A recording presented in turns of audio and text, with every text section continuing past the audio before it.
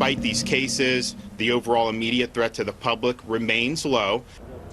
Governor Ron DeSantis has declared a public health emergency after 2 people here in Florida have tested positive for coronavirus. But the governor wants to make sure Floridians don't panic out there. Good evening once again. Thanks for joining us. I'm Juwan Strader. And I'm Trina Robinson. Vice President Pence just announced screening for flights to the U.S. from South Korea and Italy. That means anybody on those flights is going to be tested.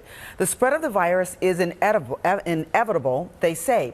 Around the world, the numbers keep rising. Now, this is what you're looking at, an interactive map provided by Johns Hopkins University, and it allows you to track the global spread of the virus in real time. Now, there are currently 3,000 confirmed cases, 3,000 confirmed cases, 90,000 confirmed cases, and 3,000 deaths, pardon me for that. You can find the link on our website at NBC6.com and take a look at this close up. And tonight we have team coverage on the coronavirus concerns here in South Florida. NBC6 reporter Jamie Garola is standing by with a look inside of a testing lab. But we begin with NBC6 anchor Carlos Suarez live in Miami with how local officials are taking on this virus. Carlos. For several weeks now, county and city leaders were growing tired over the fact that they had to send testing samples to the CDC in Atlanta. With these testing kits now in place, part of the attention shifts to preparing for a possible case here in South Florida. State and county officials on Monday tried to strike a delicate balance between reassuring the public and recognizing there will be more cases of the coronavirus in Florida. The risk to the public remains low.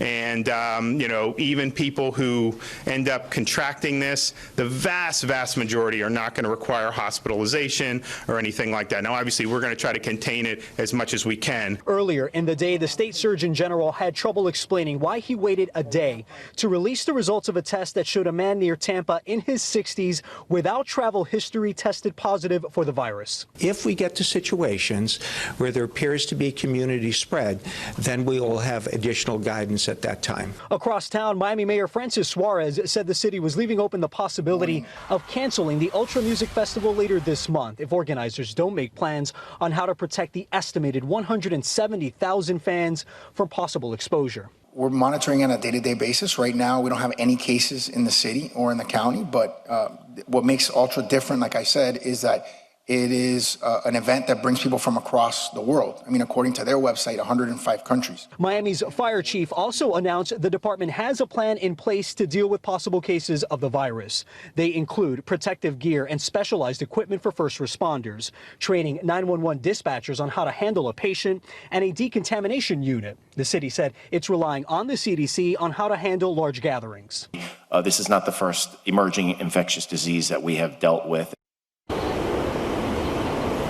All right, so the city's fire chief said that a team has already responded to one call where someone feared that a relative had been exposed to the virus. The Centers for Disease Control eventually cleared everyone. As for Ultra, the mayor says that flight restrictions from certain countries, including Asia, will most likely impact the event.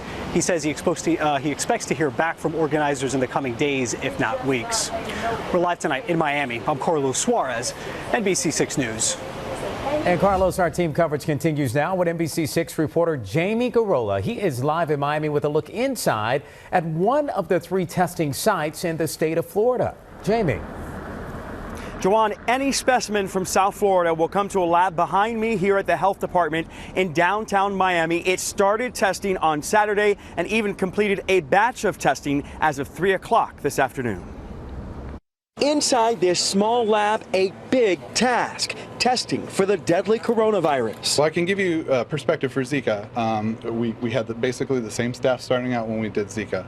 And in about a 6-month period, we did about 6,000 tests. Stephen White, lab director for Bureau of Public Health Laboratories, says this lab has also tested for Ebola and swine flu. The things that she's doing over there, basically the same steps, just different ingredients is a way to think about it. Governor Ron DeSantis toured the lab and White briefed him on how it works. The instruments that we have in there are some of our automated extraction platforms for the specimens. White could not tell us how many coronavirus tests they've performed since they started on Saturday, but did explain part of the process. What we're doing here is batching specimens.